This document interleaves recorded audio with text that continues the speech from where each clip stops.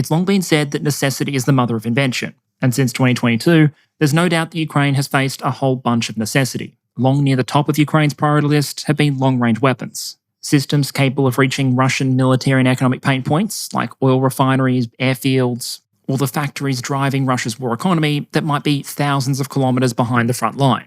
But most Ukrainian requests for those kind of weapons and the permission to fully employ them have been rebuffed by their allies and supporters. Despite years of reporting and speculation, it appears that, at least for now, Ukraine will not be getting the German Taurus. They won't be getting the American JASSM, and while Presidents Trump and Zelensky reportedly discussed the provision of an even longer-range missile system, the American Tomahawk, on their call back in July, Trump would later say that the US was not looking to deliver long-range missiles to Ukraine.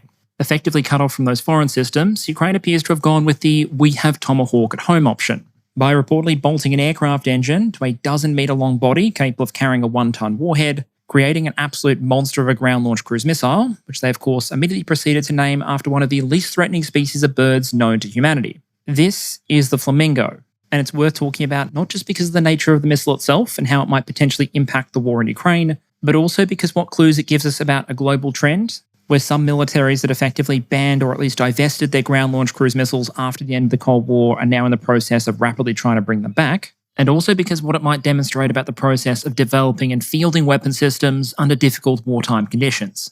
And so today, we'll walk through those 3 key components in sequence. We'll look at what the Flamingo missile is, why the Ukrainians might have wanted it, and what it might be able to do, why GLCMs more broadly are considered useful, why they were partly banned, and why countries are now bringing them back, and then finally a touch of defence economics, where we focus less on the implications of the missile itself, but rather how it's been designed and built. Okay, so before we talk in too much detail about what Flamingo, let's start with why Flamingo. Because while we can't know all the internal dealings of the Ukrainian government or foreign companies, we can say a little bit about how the requirements creation process tends to work, and why potentially a nation in Ukraine's position would want to come up with the system they have. While drones may dominate the casualty counts, ground-launched missiles have been some of the most flexible and impactful weapons of the war in Ukraine. We've seen systems like HIMARS and the Russian Iskander TBM used at a tactical level as a responsive precision fire option against point targets, against more operational tier targets like air bases, with HIMARS switching over from GIMLRs to ATACMs for those sort of longer-range shots, and then, taking advantage of its longer range and the fact that Moscow doesn't have to ask anyone else for permission in order to do so, we've also seen the Russians use systems like Iskander and other ground-launched missiles for strikes sometimes hundreds of kilometres behind Ukrainian lines.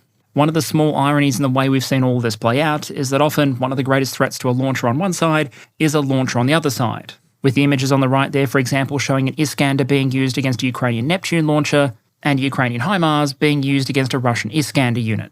But while thanks to GIMLRs, Ukraine has generally had reasonable missile options out to about that 80-kilometre mark, beyond that their options have long been fairly limited, and the Russians have enjoyed a significant advantage. Which is not great if some of the juiciest targets, like Russia's oil refineries, as we discussed last week, are going to be a bit of a hop, skip and a jump beyond that 80-kilometre range bracket. But despite the distances involved, the Ukrainians have long made no secret of their desire to hit those targets. Assuming not everything can be dealt with by asking Russian delivery drivers to kindly deliver FPVs to the target zone, that necessitates weapons that can actually go the distance. So if you were drafting a broad requirement for a longer-range Ukrainian strike weapon, it would probably go something like this. It would need to have enough range to reach sensitive Russian military and industrial targets. Given where many of those are, that means realistically at least thousands of kilometres. It would need to carry the payload necessary to severely damage or destroy those targets, and preferably be simple enough that Ukraine could produce it within the limits of its own wartime industry, and be self-reliant enough to be able to make sovereign targeting decisions with the system. And I'd argue that up to this point, nothing Ukraine either had or could easily get access to could meaningfully scratch that particular strategic itch. When the invasion kicked off, Ukraine did have access to a TBM of its own, the old Soviet Tochka U, NATO designation SS-21 Scarab, but those were only available in limited numbers, had a CEP of about 100 metres, and with the range of very roughly 120 kilometres, was strictly an operational tactical weapon, not a strategic one. Ukraine was meant to have a replacement for the old Scarab, with much, much longer reach and more lethality, but whatever name you know it by, because it's had several, I'm going to call it the Hrim 2, it got stuck in underfunded development hell for years leading up to the full-scale invasion, meaning that when the Russians did pile in, the Ukrainians didn't have a missile, they just had the concept of a missile. As for the current state of Ukraine's TBM and its ability to manufacture them, that's debated between the two sides. Russia actually first started claiming to intercept Hrim missiles in, I think, March 2023 from memory, which was impressive considering Ukraine only claimed a test of the system successfully in August 2024 and a combat test in June 2025, with that claim test that we don't have visual evidence of taking place at a range of 300 kilometres. While we don't have much proof of the test, however, circumstantial evidence suggests that the Russians thought something was up. Russian state media has published claims, for example, that FSB intelligence indicated that Ukraine was at one point aiming to produce 200 of these new missiles per month, but that now won't be happening because of a series of missile and drone strikes against the production chain. With those Russian strikes, if not necessarily the level of damage claimed, being substantiated by at least some Ukrainian sources I've seen. We will, of course, leave aside for a moment the insanity of the 200 missile per month claim the FSB made there, given it would imply by a number of estimates that Ukraine was producing more TBMs than Russia and NATO combined, or at least aiming to do so in the relevantly near future, which, if nothing else, would be a serious indictment on the success of Russia's strategic bombing campaign so far. The key here is the evidence of a concerted Russian effort to stop Ukraine's production of ballistic missiles. Now, to be clear here, the official Russian position is that their strategic bombing efforts in Ukraine never deliberately target civilians or civilian objects. Amidst all the other evidence, there are numerous reports by international organisations like the UNHCR and the WHO that certainly seem to imply that, whatever the Russians claim, civilian objects sure do seem to get hit a lot.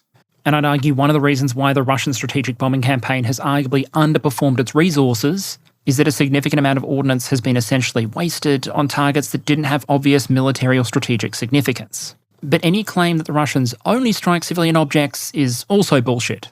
Where they're able to identify military-industrial production sites, they often make it onto the target list. Russia's demonstrative use of its Oreshnik missile was against one such site. And there's a reason why, as we've mentioned in the past, so much drone production in Ukraine, for example, is heavily dispersed. It's just the nature of fixed, highly publicised sites to attract attention. The Baikar drone factory in Kyiv, for example, has reportedly been struck something like 4 times in the last 6 months. Russia's strategic bombing efforts are no joke, which might be one reason why a lot of the companies producing drones in Ukraine, for example, take a bit of a low-profile approach when it comes to their products and the media. But that's only an option if your product and production can realistically be low-profile. So THRIM 2 arguably falls short on 2 requirements: maximum range, and for a couple of reasons, also alignment with industrial capacity. Both because it's a priority target for Russian intelligence and missile strikes. Secondly, accurate miniaturized TBMs are just hard to do. If you don't have a hot production line, getting one started is a resource and time-intensive affair. It would certainly give them a new sovereign option for strikes up to several hundred kilometres behind the front line, but a lot of those juicier targets, like refineries or defence industrial facilities, those might be 1,000+ kilometres away. So even in the best case, a TBM wouldn't meet the entire Ukrainian need. For that, they'd need a medium-range ballistic missile, something analogous, for example, to the old American Pershing II. And under wartime conditions, with Russian intelligence and bomber crews watching, that's not happening on any kind of reasonable timeline. And if you go down the list of other systems Ukraine either had available or might be able to get access to, it becomes clear how hard it is to find one that ticks all of those boxes. Long-range one-way attack drones often aren't long-range enough, carry comparatively small warheads, and at least in the piston-driven cases, fly at comparatively low speeds. Ukraine's converted Soviet-era Strij reconnaissance drones had a range of roughly 1,000 kilometres, but only a comparatively small warhead, given they were intended for reconnaissance, not as cruise missiles, and were also only available in limited numbers. Once Ukraine ran through its Soviet inheritance, that was that. Potential or actually supplied Western munitions also often fell short in various ways. Targeting restrictions and politics would obviously be a constant problem, but so too were technical limits. Commonly discussed air-launched cruise missiles like the Storm Shadow or the Taurus might be good for ranges measured in the hundreds of kilometres, but they can't reach out to that 4-digit mark.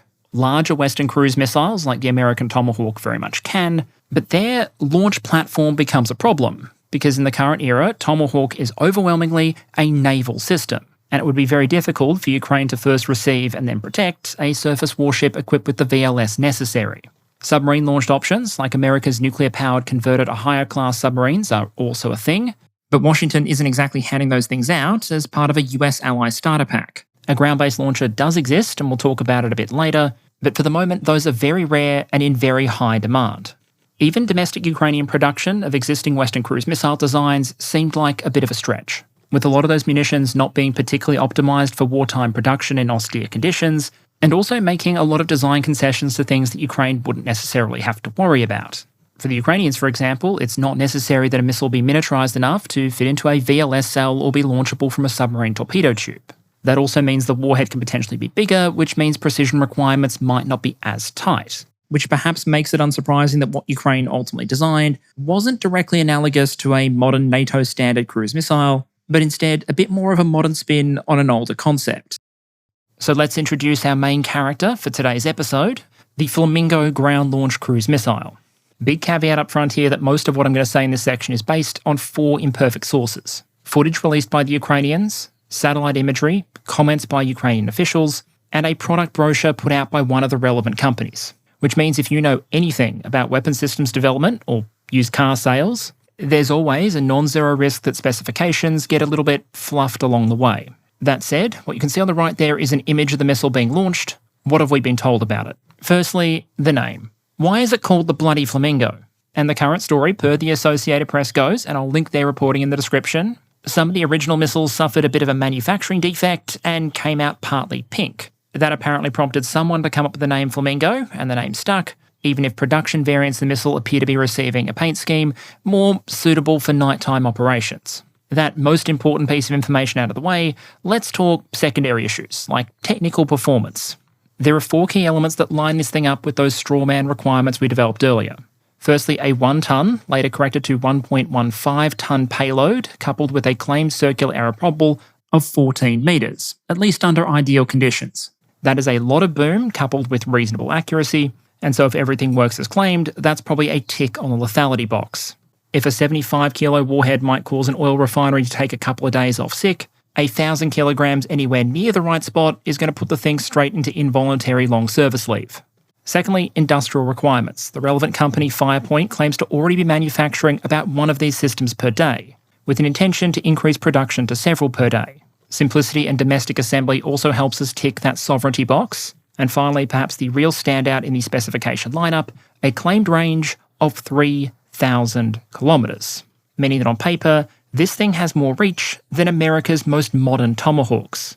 To give you a sense of scale here, on the right there, that's the total reach you get with a maximum range of 1,000 kilometres launching a weapon system from a point in eastern Ukraine. There are significant chunks of European Russia in range, but especially if you have to spend your range not flying directly to a target, but instead bobbing and weaving to avoid known concentrations of anti-aircraft systems, for example, there's an awful lot of Russia there that you can't get to.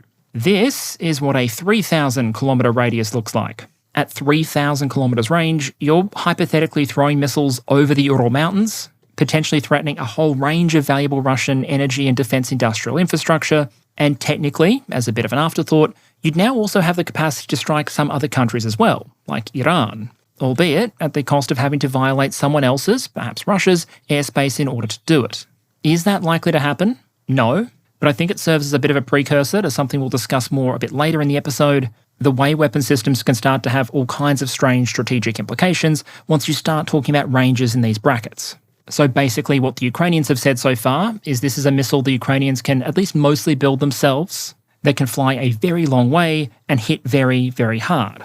That said, I think it's important when dealing with weapon system specifications, especially those provided by the companies trying to sell them, that we remember not all specifications are created equal, and they may not always reflect 100% the kind of performance you might expect in actual use. That's both for reasons of secrecy and propaganda. Some countries might understate the performance of their systems, others might be tempted to overstate it, but also because you may have numbers that are achievable, but only under ideal conditions. A system that might deliver you 3,000 kilometres range flying an efficient course and altitude might deliver considerably less if it has to fly as low as possible to avoid detection by the opposing air defence system. Similarly, Ukraine might be unlikely to get the maximum brochure-listed range out of all of the glide bombs in its inventory, because instead of being able to release them at high speed and high altitude, they have to sling them from relatively close to the ground. In other words, context and detail matter, and it's likely to be the same way with Flamingo. The accuracy could be 14 metres under ideal conditions, but if the system is flying through an EW-saturated area and loses that GNS signal, then usually you'd expect accuracy to steadily degrade over time the more distance it has to fly on its INS backup, unless or until the missile is able to clear that jamming, re-establish a connection, and ask the satellites where it is again. Similarly, the yield on a 1-ton payload is going to come down to what that payload actually is, and the production rate to factors like funding, the supply chain, and what the Russians decide to do about it. So on paper, what this looks like to me is a very long-range, powerful, heavy ground-launched cruise missile that would be very dangerous if produced in quantity and used under ideal conditions. Just be aware that even if these numbers are accurate, we might see different performance under battlefield conditions. As you can imagine, given the sheer amount of media attention on this system, there has been no shortage of hot takes about it, including in Russian media. And even though we're looking through some fairly dense fog of war here, there are a couple that I thought were worth addressing.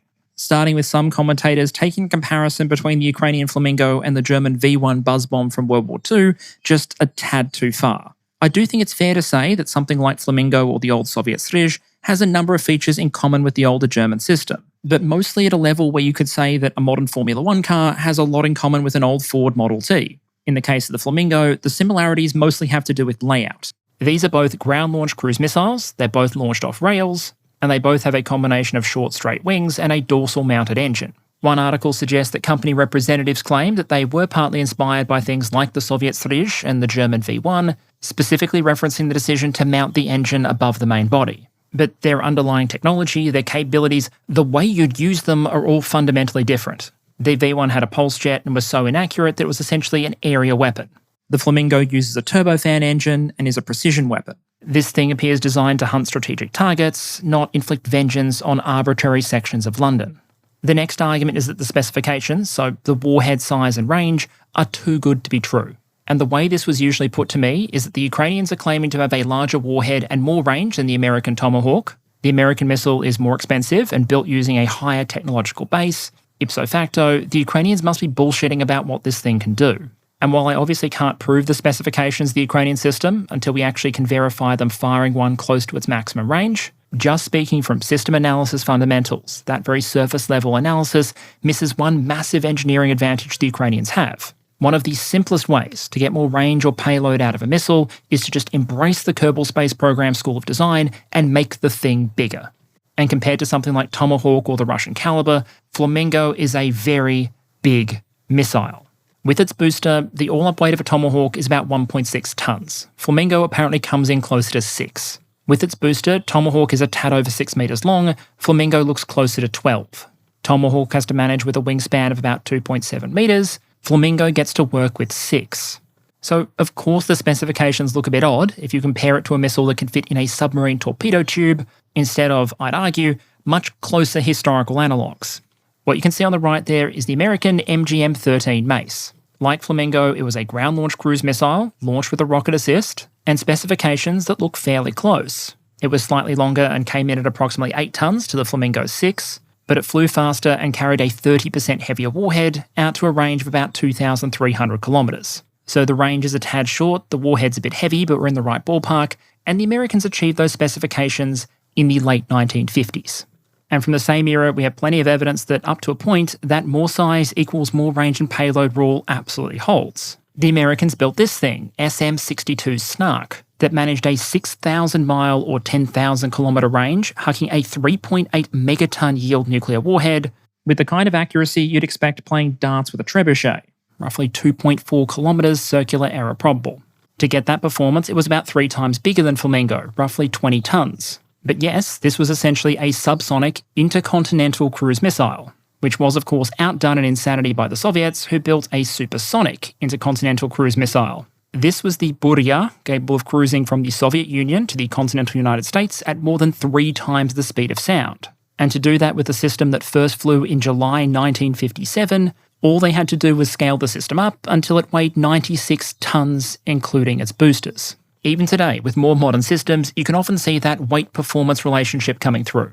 All else being equal, supersonic missiles like India's BrahMos generally have to be heavier than subsonic ones, because there's a tax for that supersonic performance. Air-launched cruise missiles like AGM-158 get to be comparatively lighter, partly because they get a massive energy assist from the aircraft carrying and launching them at altitude. So given the Ukrainians probably have better than 1950s technology and had the freedom to just build a chonker of a missile, I'm happy to at least call the specifications plausible. It's possible that anything from the range the production figures have been inflated. Deception is a part of warfare. So until we see the missiles flying as described in the quantities described, the safe approach is probably to treat manufacturer claims with healthy skepticism. But I'd argue there is historical precedent for the kind of performance being claimed here. But okay, maybe it might perform as claimed, but the next argument goes, there's no way the Ukrainians are building this themselves. There's 2 elements here that get brought up. One is the design, the other the plausibility of production. The design question is slightly complicated by the fact the missile clearly has at least some kind of international connection. We've seen the Ukrainians and the relevant Ukrainian firm Firepoint show off the Flamingo missile itself, but we've also seen a foreign defence firm, known to have had some pretty close connections with the Ukrainians in the past, publish a brochure and show off a model of this thing at an arms show, the FP5 ground-launched cruise missile, which in terms of layout and claim performance specifications is basically Flamingo by any other name. So did they develop it together? Did the Ukrainians primarily design it and then license the design out? Or was some of the technological exchange in the other direction? We don't know. But in strategic terms, I'd argue that for the moment, that's more of a curiosity. The more important question here is manufacturing, because the important bit of the claim from our perspective is whether or not the Ukrainians can functionally build this thing, at least mostly themselves. And in that respect, looking at the thing, my main argument is, why not? Given the simplicity of the design, what's the complexity here? The warheads in these images look like they could be adapted unguided bombs. You can buy an 11-element anti-jamming array capable of receiving a variety of GNS signals for a couple of grand on AliExpress. Although notably, this example here does come with a disclaimer, for recreational use only, illegal modification of drones and planes is prohibited. Please also pay attention to the relevant laws and regulations on the use of drones and planes in your country or area to ensure legal use." End quote. Now personally, I'm not entirely sure what the legal recreational uses of an anti-jamming GNS array might be, but the point is, it's 2025, not 1955, which means a degree of precision that would historically have been unthinkable is now affordable. And so from a technical complexity perspective, usually one of the hardest parts of building a missile like this would be finding a miniaturized engine to make it go, but because Ukraine built a really big missile, they don't even have to do that. Instead of having to use a specialized military power plant, they can use a civilian one, a Ukrainian one, this one. The version of the Flamingo we saw appears to be powered by an AI-25 turbofan engine. During the Soviet and post-Soviet era, these things were manufactured by their thousands in Ukraine. And there are derivatives of it out there powering everything from airliners to the L-39 jet trainer to some of the Turks' new fighter drones, which is part of why some analysts assess it to be a bit of a signal to the Turks from Moscow when they attacked the plant manufacturing these things in Ukraine back in 2023. Now, it may be the fact that we're seeing this engine used on a missile that's meant to be mass-produced might signal the Ukrainians, despite those Russian raids, have managed to restart and maintain production. And even if the full end-to-end production process itself might be disrupted by the Russians, you'd have to imagine the Ukrainians might still have the capability to maintain and restore these engines. And there are literally thousands of them out there. Here's a bloke in Russia, for example, advertising that he has 3 used versions from the 1980s for around $40,000 per unit, compared to a lot of other examples out there that would run into the 6-figure range. The asterisk, of course, says for sale only in Russia, but I'm not sure what the rules would say about it being purchased in Russia, exported, and then later returned at much higher speed. Given you're talking about using a legacy engine to power a missile rather than a manned aircraft, you also have a little bit of extra flexibility. If you're putting an engine on something with people in it, then hopefully your requirements for mechanical reliability are going to be commensurately high. 95% sure ain't going to cut it when the 5% equals the potential loss of an aircraft and the aircrew. But when the intended use case is a cruise missile, already intended to be as cheap as possible, then sure, maybe you can afford to flip a coin on a dodgy unit or two. You might be able to use an engine that has a bunch of hours on it or had some expedient repairs done. You don't need the thing to function flawlessly for hundreds of hours. You need it to be good enough for up to 4, which I suspect will give the Ukrainians a bit more flexibility in terms of sourcing and recycling these things. The prospect of the 25 being used in the Flamingo might actually draw more Russian strike attention to the Ukrainian supply chain for it. Particularly, one imagines, if the Ukrainians choose to make the interesting decision of showing unblurred images or inviting journalists into production or storage sites. There's an argument to be made that if you had a new functional long-range missile, you're better off using it then publicising it, as opposed to publicising it then using it. Components for long-range Ukrainian missiles are always going to be a Russian priority target. But fully suppressing Ukraine's ability to acquire and restore second-hand engines is a very different prospect than preventing them building large numbers of new ones. And so I wouldn't be surprised if Flamingo or future production efforts decide to tap into that second-hand market. And even if somehow the Russians were able to cut the Ukrainians off from a supply of engines, looking at the basic design here, I don't think engine agnostic is the right term, it wouldn't be plug and play, but given the engine is mounted above the main fuselage, I can imagine it being comparatively easy to rejig the design to use an alternative power plant. In short, this looks and feels like a wartime expedient weapon. Like the Ukrainians and their international partners looked at what they had available, what they could readily source and work with comparatively easily, and then designed a cruise missile that they could build out of that. With a big feature being the leveraging of modern technology, so navigation and compute, to take a comparatively old concept, the heavy ground-launched cruise missile, and turn it into something useful that they can actually produce. And at a commonly reported unit price of less than $1 million per unit, even compared to many of the one-way attack drones, this would be a pretty competitively priced option when it comes to delivering HE on a per kilogram basis. I imagine imported components will be a part of the production effort, with the final assembly taking place in Ukraine, but arguably the key element here from a Ukrainian perspective is that manufacturing is sovereign enough to give them independence over their own targeting decisions. And so far, I think the evidence tends to lean towards Flamingo being that kind of sovereign enough option. But hey, Perun, you might be wondering, if all those criticisms are potentially overblown, surely that makes it some kind of wonder weapon in the way some sources have been quick to present it. To which my answer, unfortunate as it is from the Ukrainian perspective, is no. We'll see how effective they actually end up being, and we'll talk about the first reported use in a moment. But while it's very understandable why, given their circumstances, this is the engineering approach the Ukrainians chose to take, it's one that comes with a couple of key trade-offs, and one that would make a Flamingo-style weapon not necessarily the right choice for a lot of other forces out there. Making the missile huge would have given the engineers a bunch of options to reach those performance requirements. But the cost of doing that is that I expect this to be a very vulnerable missile. Compared to smaller systems, it'll be annoying to transport, annoying to launch, and I suspect for a capable air defence system, a relatively easy target.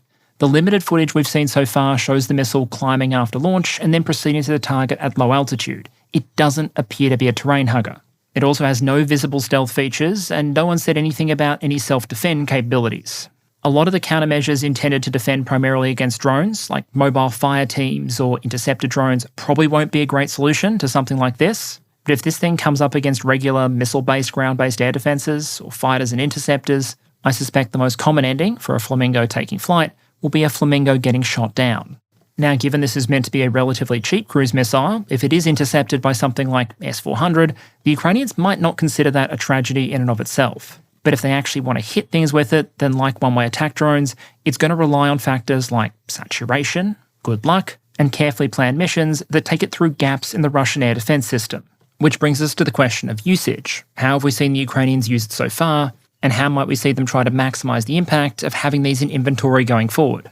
At time of recording, there's only one widely reported claim case of Flamingos being used against actual Russian targets. The satellite images on the right there claim to be of an FSB facility on the Black Sea, which was subsequently claimed hit with 3 Flamingo missiles, and the subsequent effects you'd expect from that much high explosive being delivered.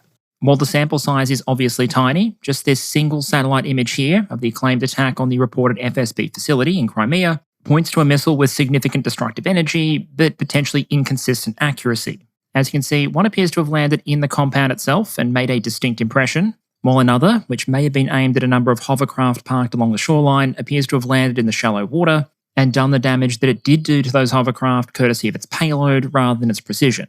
Looking at the salvo as a whole, this probably isn't the level of precision the Ukrainians were ideally hoping to achieve, but I think we should wait to see whether there are additional reported strikes and what evidence comes out about them before we make definitive conclusions about either the production rate or precision of the system. Because if the firm actually is capable of producing at least one per day, I'd expect to see more of these missiles fired. Whereas if too much time passes without that happening, it might raise question marks. As a potential live test target, so to speak, there's 2 interesting things to say about this choice. The first is that this target isn't 3,000 kilometres from Ukraine. It's not even 1,000 kilometres from Ukraine. So the missiles being used here would be nowhere near their maximum claim ranges. That may be because the Ukrainians wanted a comparatively easy shot for one of these early engagements, and/or that range being used to chart a more circuitous route towards the target. This comes back to the fact that cruise missiles take a very different approach to getting through opposing air defences than, for example, ballistic ones. For a ballistic missile, the watchwords are speed and interception complexity. Capable foes are probably going to be capable of detecting and tracking a launch, and while some ballistic missiles might be capable of manoeuvring a bit or dropping decoys during that terminal phase, generally speaking, their trajectory is going to be predictably ballistic. They go up, they come down, and they exploit the fact that really only specialised systems are capable of intercepting them. Cruise missiles, by contrast, especially subsonic cruise missiles, are sneaky buggers. They're not flying faster, so they have to fly smarter. Some very closely hug the terrain, others like the American AGM-158 incorporate stealth features, which the Flamingo obviously doesn't, but a common feature for many cruise missiles is the ability to get creative with route planning. And so planners can potentially channel their inner Mr. Squiggle to come up with routes that go around rather than through opposing defences. And for Flamingo, with a lot of range, that might be how the Ukrainians try to do it.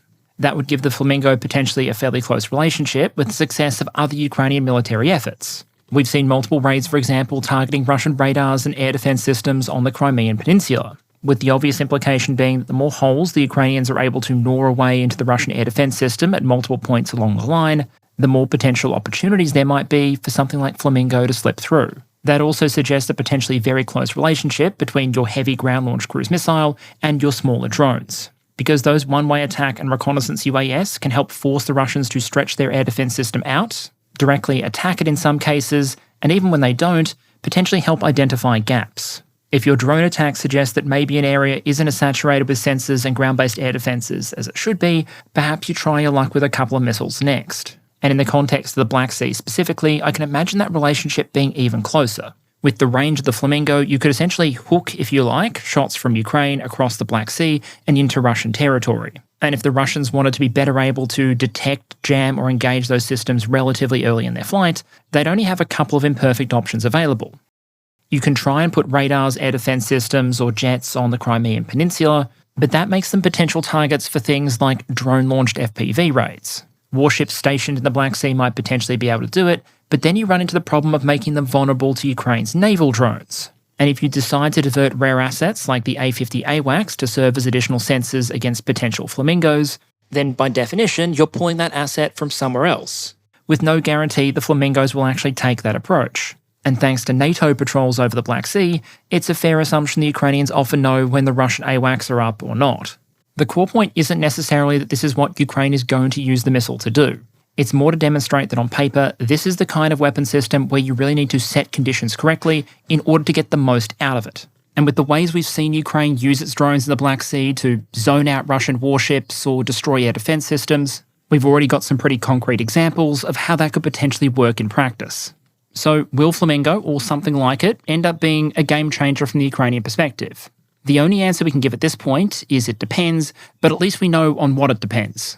It depends on the technical factors. Will the missile perform as advertised? It depends on the industrial factors. Will the Ukrainians actually be able to manufacture this thing on the scale they've said they're planning to? It'll also be important to see how the Russians ultimately adapt to having a longer range threat in Ukrainian inventory that isn't constrained by foreign targeting restrictions, and how effectively other parts of the Ukrainian military, like the drone forces or sabotage groups, are able to open the cracks in the Russian air defense network necessary in order to slip these missiles through. Because if they do make it to a sensitive target, it's going to hurt. And I think there's an argument that from the Ukrainian perspective, they may not even have to hit that often in order for this whole exercise to be worth it. We talked just last week about how hard the Ukrainians have been trying to stretch the Russian air defense network, to go after this diverse array of targets across Russia to force the Russians to defend them, thus increasing the odds of a successful attack somewhere as that too small air defense blanket is pulled to different sections of the front and interior. What Flamingo might mean, if nothing else, is that the Russians now have more targets that they have to defend. The Ukrainians claim this thing can travel further than we've seen any of their drones go so far, and so there are going to be plenty of targets in that radius that previously might have been able to rely on distance as a defence that will now need to rely on defence as a defence. And if, for example, systems are shifted to protect those targets better from long-range cruise missiles, that might reduce what's available to protect more proximate targets from the ongoing Ukrainian drone campaign. The core point here is that we're not seeing a war fought with a single weapon system, and we shouldn't expect a single weapon system to deliver a decisive impact. But if Flamingo works as advertised, it'll give the Ukrainians another option, and the Russians something they have to adapt to. And the value of that for Ukraine might extend past just the value of any targets these birds eventually visit. And I suspect many NATO nations will be watching to see what effect Ukraine is able to achieve with these things for a very simple reason. The overwhelming majority of NATO nations don't have ground-launched cruise missiles, and they haven't for years. And so I think there are a bunch of related questions in that. Why did these systems go away? Why did Ukraine decide to bring it back? And is Flamingo just an aberration, a one-off response to Ukraine's unique strategic and industrial position? Or is it part of a broader trend to the GLCM making a bit of a comeback? To get to that, here's the SparkNote version of the evolution of the GLCM. If you're willing to blur the edges of the story and ignore the occasional exception, I'd argue that you can split land attack GLCMs and their role into 3 distinct phases. In Phase 1, the GLCM is a method for delivering a conventional warhead to an area target. Not necessarily cheaper or more accurate than using a bomber to deliver those explosives, but a way of avoiding putting an aircrew and an airframe in harm's way. You have 3 different examples of that kind of system from the 40s and early 50s on the right there, the American Republic IV JB2, the Soviet 10KH, and the German V1. As you can see, the Germans weren't exactly in a position to do any IP enforcement activities after the way things went in 1945. Moving into the 1950s, an era where you now have nuclear warheads, but not necessarily the most reliable and miniaturized ballistic missiles, you get a number of relatively heavy GLCM designs that are intended to deliver nuclear payloads, again to area targets. Area targets because no one had figured out a way to make them super accurate just yet, and nuclear because with a kiloton or megaton yield, near enough is sometimes good enough. As you travel forward through the Cold War, through the 50s, 60s, 70s and 80s, the effectiveness of navigation and guidance systems continues to improve, and so you have more options to use cruise missiles against point conventional targets. The Soviets, for example, who seem to understand that they probably shouldn't 1v1 the US Navy in a fair fight, rapidly become massive fans of the relatively chunky, supersonic, long-range anti-ship cruise missile. But whichever side of the Iron Curtain you're talking about, as technology continued to advance, and especially once the digital revolution really started to hit, states started to have a lot more freedom in how they designed these systems and what they wanted them to do. Both supersonic and subsonic cruise missiles become much more accurate. They can be miniaturized to an extent. And so even as more and more of their nuclear role is taken away by the ballistic missiles, they gain back a conventional one. And both the Americans and the Soviets would develop ground-based multiple launch systems for their more modern cruise missiles. On the top right there, you have the American Griffin firing a 4-pack of Tomahawks, and on the bottom, a dual launcher for the Soviet RB-55. For planners, especially nuclear war planners, however, systems like this were a bit of a headache. With their range and precision, they could potentially threaten targets deep into the rear with their nuclear warheads, while at the same time potentially providing much less warning than ICBMs launched from the opposing homeland. And unlike a silo-launched missile, this wouldn't trigger any kind of satellite-based launch warning system. The argument was these kind of short warning and ambiguous weapon systems made it more likely that everyone at the table would be twitchy, for lack of a better term, and that these were the kind of systems that might incentivize shooting first. To be fair, while the GLCMs could be very sneaky, a lot of the angst at the time was directed at the medium-range ballistic missiles that could deliver warheads very quickly. Think the American Pershing II or the Soviet RSD-10, NATO designation SS-20 Sabre, but the ground-launched cruise missiles drew their fair share of attention as well. And so in 1987, Reagan and Gorbachev sat down at a table and banned the things. The Intermediate Range Nuclear Forces Treaty banned any cruise or ballistic missile with a range of between 500 and 5,500 kilometres. With one massive asterisk, it was only the ground-launched versions of those systems. A nuclear-tipped Tomahawk on a US warship that the Soviets could keep tabs of was considered okay, but nuclear-tipped Tomahawks on a truck hidden somewhere in West Germany, those were out. And in part because of the difficulty verifying in an era of miniaturized nuclear warheads whether a missile is nuclear or not, all ground-based conventional missiles and launchers in that range class were also banned. In the following years, thousands of missiles and launchers would be retired and destroyed. As it turned out, though, for these types of weapons, the INF would be more hibernation than extinction. The first Trump administration pulled out of the treaty, partly on the argument that the Russians were actively cheating it. Many of you would know the Russian Iskander system from the war in Ukraine as the tactical ballistic missile launcher. But the Russians also came up with the version on the right there, the Iskander K, which instead of firing a ballistic missile, launches a ground-based version of the naval caliber. They also, as you can see on the bottom right, came up with a concealed containerized launch system for it as well. Given Caliber is capable of taking a nuclear warhead and has a range far in excess of 500 kilometres, a number of other powers were somewhat miffed with this development. The Russians assured everyone that the ground-launched version had a much shorter range and was thus treaty compliant. The US pressed X to doubt, and INF died in 2019. Even before the end of the INF, though, GLCMs had started to proliferate, because this was an agreement between Washington and Moscow, which left a lot of the rest of the world unbound. India would work with Russia to develop the BrahMos supersonic cruise missile, including a ground-launched version, which is operated alongside the Fearless, a long-range subsonic cruise missile. That means that not only does the Indian military have access to ground-launched cruise missiles, they also have the ability to pick the right tool for the right target. BrahMos gives you supersonic performance, Fearless gives you additional range in a smaller package with an equivalent warhead. Many of those missiles will presumably be pointed at Pakistan, which has ground-launched cruise missiles of its own. And then, of course, Beijing has these things as well, some more interesting than others. Some of the older systems they still have in inventory very much still have a strong Soviet heritage. The CJ-10 on the right there is a truck-mounted launcher for a missile that derives from the Russian KH-55 and is assessed by the US to have a range of more than 1,500 kilometres. I bring this up because you'll remember Russia had to get rid of its land-based derivatives of KH-55 as part of the INF Treaty. But since Beijing wasn't part of that framework when it was being drafted, they were able to build off a Soviet development direction that the Russians themselves, at least for a while, had to discard. As with so many systems categories, though, in the 21st century, we've seen the PRC start to field GLCMs that go well beyond just being derivatives of old Soviet designs. It's reported the PLA began receiving its first examples of that system on the right there, now with the numeric designator 100 as opposed to the old 10.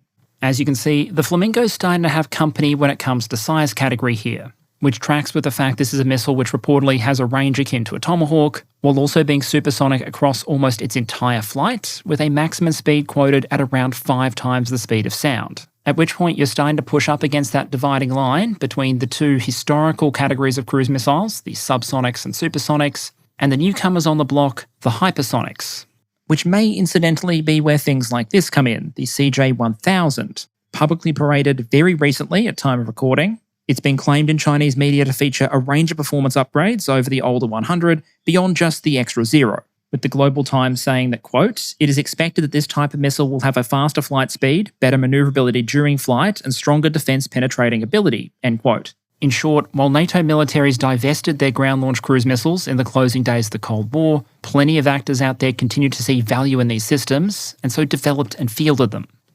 For years, a lot of the argument went that many NATO militaries didn't need these systems. Cruise missiles were never going to be at the top of any counterinsurgency focus shopping list because they had to be disposed of for INF. There were no legacy inventories to leverage, and the belief was sometimes expressed that in any case it was better to leave long-range missile fires as the purview of the Navy and the Air Force, if a country had access to those missile systems at all, which many European militaries in particular didn't. But since the end of the INF, and I'd argue especially since 2022, we've started to see those beliefs shift, and it looks like the GLCM, once condemned to extinction in NATO inventory, is now making a bit of a comeback. And while there are a range of strategic drivers behind that, I want to focus on just 2.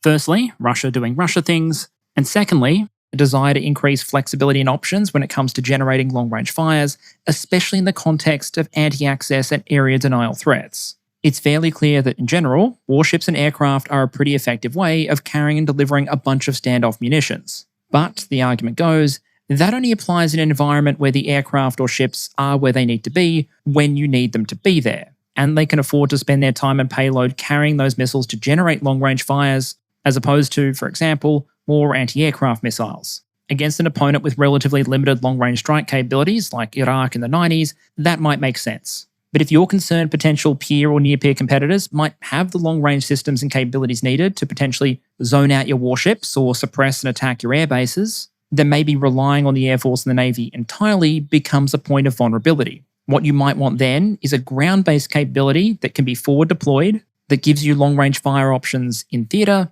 that might care a little bit less about that A2AD threat. An example of how you might do that is the US Army's new multi-domain task forces, which feature a long-range fires battalion equipped with 3 distinct missile systems. HIMARS, which is capable of firing not just GMLRS but the new precision strike missile out to a range of roughly 500 kilometres. The Dark Eagle, or long-range hypersonic weapon, which is capable of launching hypersonic strikes over a much longer distance, at the price of causing Treasury officials physical pain every time someone pulls the trigger on one. And then sitting between the two, you have the so-called mid-range capability. And it's there you'll find the return of the standard ground-launched cruise missile. This is the US Army's Typhon. At its core, the Typhon launcher is a 4-cell VLS in a trailer towed by a truck, capable of firing either ground-launched Tomahawk or the Navy's SM-6. Being able to mix and match missiles obviously gives the system a bit more flexibility, and also helps justify the R&D budget and differentiate the new quad-pack truck-mounted system from the Cold War era quad-pack truck-mounted system. The Griffin is dead, long live the Typhon. What Typhon gives the US Army is the ability to generate long-range strategic fires and contribute those to the overall force. It also obviously provides a ground-launched alternative to having to keep a warship in the area or waiting for the Air Force to arrive, and hedges a bit against any ability an opponent might have to mitigate those air and naval options. We've also seen Typhon and ground-launched cruise missiles more generally sometimes take on a degree of regional significance and controversy because they potentially provide nations with smaller military budgets more accessible long-range options, ones that might potentially pose a threat even to the assets of much larger, better-funded forces.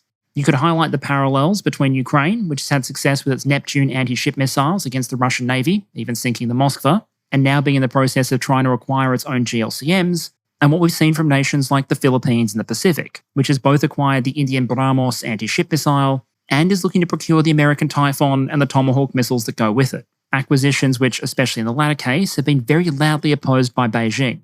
From the point of view of a country like the Philippines, a battery or two of something like Typhoon is never going to allow you to completely compensate for or overcome the massive military advantage that a country like the PRC enjoys. For all the talk about triggering a potential arms race in the region, adding 16 missile launch cells isn't going to move the needle overly much in a theatre where a single Chinese Type 55 destroyer might carry 112 VLS cells, each capable of accommodating, including other things, land attack cruise missiles. But what a small GLCM inventory might allow a nation to do are two things straight out of the Ukraine playbook. Firstly, make it riskier for potentially hostile nations to operate their major platforms near your nation with impunity. If they decide to take hostile action, now they always need to keep that missile threat in mind, especially if the missile defense capabilities of the platform or platforms in question aren't up to the standard necessary. And secondly, they might provide an option to hold valuable targets at risk and give less powerful nations a method to deter or coerce that isn't reliant on asking a major power ally to come along and use their long-range systems for them. Ukraine has arguably demonstrated the value of having weapon systems you're capable of making sovereign targeting decisions with, and ground-launched cruise and ballistic missiles might be seen by some countries as a relatively accessible way to do that.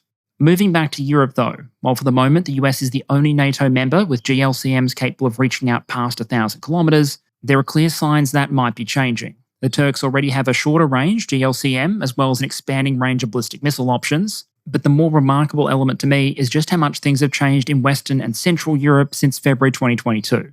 And what I mean here isn't just about budgets, it's about strategic culture, the capabilities that nations seek to possess and the capabilities they're comfortable possessing. And in that respect, I'd argue Vladimir Putin has been very successful in pushing European NATO states to become much more comfortable, acquiring much longer range weapons. Remember, it wasn't that many years ago when Germany was having an active debate on whether or not they were comfortable with the idea of arming drones. In the context of the Ukrainian drone war, that position might feel more than a little bit quaint now, but I think it demonstrates fairly well where the strategic culture was in Germany and just how reluctant some Germans were when it came to weapon procurement. Jump forward to 2024, and Germany became one of the 4 founding members of the European Long-Range Strike Approach, ELSA. That effort, which was originally made up of Germany, France, Italy and Poland, and has since expanded to include the likes of the UK and Sweden, is meant to develop a new European capability for long-range strikes. Exactly what form that capability might take wasn't specified at the time, although when announcing that their country was joining the program, Sweden's Minister for Defence indicated that the project's intention was to develop a ground-launched cruise missile with a range of between 1,000 and 2,000 kilometres. But it's not clear either that that's the form the program will ultimately take, nor whether this will be an entirely new missile designed and built from the ground up, or a ground-launched adaptation of something that already exists. Ground-launched Tomahawk would obviously be an option, and Germany has indicated they're interested in purchasing the American Typhoon. But if the goal is to diversify with a more European capability, MBDA France has already put their hand up with their proposal for the so-called land cruise missile, which would basically involve taking the French Navy's cruise missile of choice and then adapting it for a ground-launched system. Essentially, you're looking at a program that could increase the number of European systems capable of targeting past Moscow, and importantly, the number of European countries that possess those systems. We could also have a deeper look at the Turkish missile programs, or look beyond the bounds of NATO to countries like the Republic of Korea, but by now, you probably see the pattern. GLCMs never entirely went away, but they did have a bit of a hiatus, especially in Europe and North America. Now, in the context of a very different security environment, you essentially have some countries going back to an old solution for new problems. That said, I'd be more than a little cautious about overemphasizing the pattern, and there may be plenty of reasons we don't see nations rush to put a bunch of procurement dollars into pumping out their high-tech Flamingo equivalents. There may be doctrinal and budgetary opposition from navies and air forces that are used to slinging long-range missiles, given there are some reasons behind why they got that role in the first place. And in a world where different munitions and launch systems are competing for the same limited defense budget, some may argue it's better to get better at doing what these forces can already do, rather than building new systems so the army can do it as well.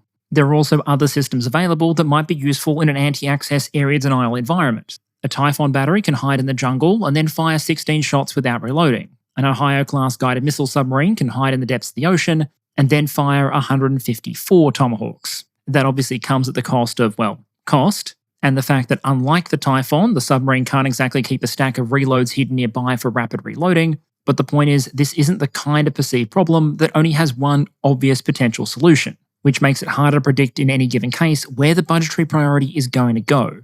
Even for countries that do decide that longer-range ground-launched missiles are part of the solution they need, the next question might be, what kind? Countries like the United States might be able to decide that they want a subsonic cruise missile and a hypersonic glide vehicle and a ballistic option or three, but some countries with smaller budgets might be better off specialising. And in cases like that, your standard GLCMs might face a bit of competition from the other categories, especially in cases where there might be concerns about missile survivability and the ability of them to actually hit their target against an opponent with a good air defence system, as we've generally seen the Ukrainians, for example, achieve much greater success against conventional Russian cruise missiles like Kalibr or KH-101 than they have against ballistic missiles like Iskander.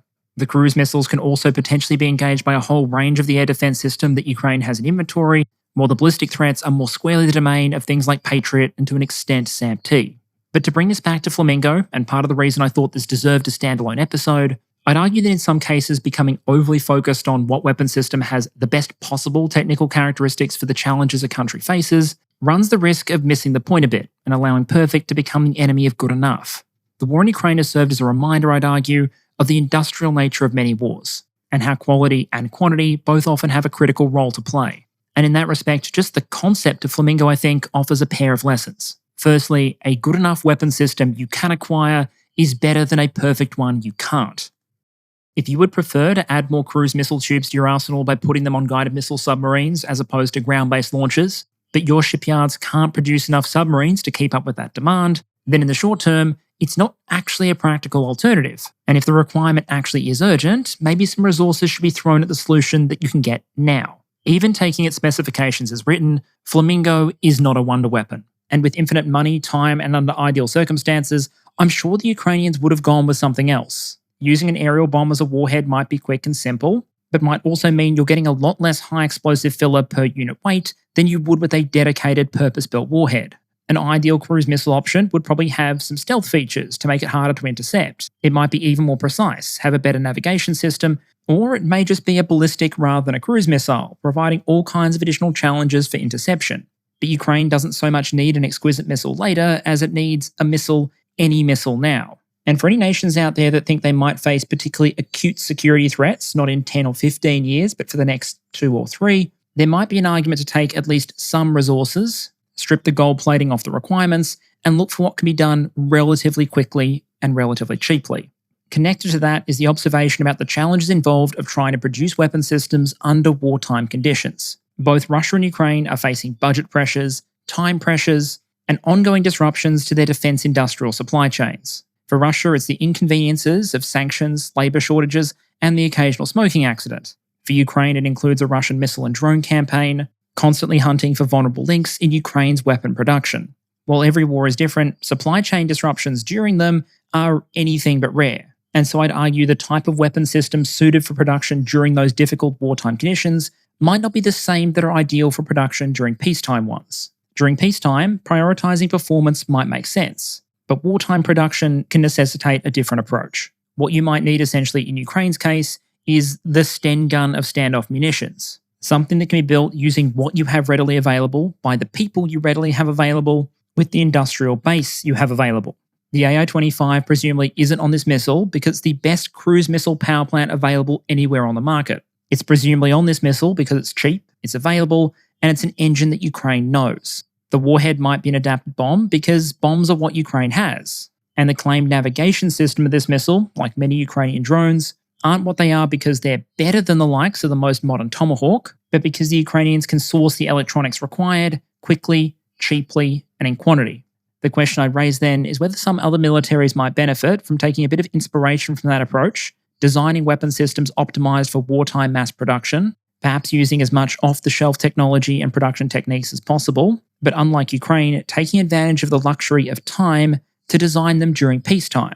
So instead of having to come up with a design and then rush to manufacture it in an emergency, you already have the plan and design ready to go, waiting for you to hit print if the need arises. And going through that process in advance might also give you the time necessary to iron out the kinks and refine the performance of the system you ultimately end up with. We've seen Russia and Ukraine both refine the performance of their one-way attack drones. and I have no doubt that if Flamingo continues in serial production, the Ukrainians will encounter shortfalls with the design, either in terms of performance or production, and come up with a series of refinements to address that.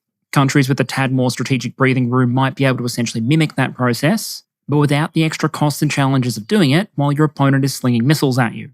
There is something to be said for that concept of simplified or wartime systems and some trade-offs that go along with them, but in the interest of time, I'll leave the rest for a future episode. While for now, we wait to see the many unknowns of the Flamingo program play out. How effective will the Russians be in targeting its supply chain? How many will the Ukrainians ultimately build? And how effective will an old concept, revived with some new technology, ultimately prove to be?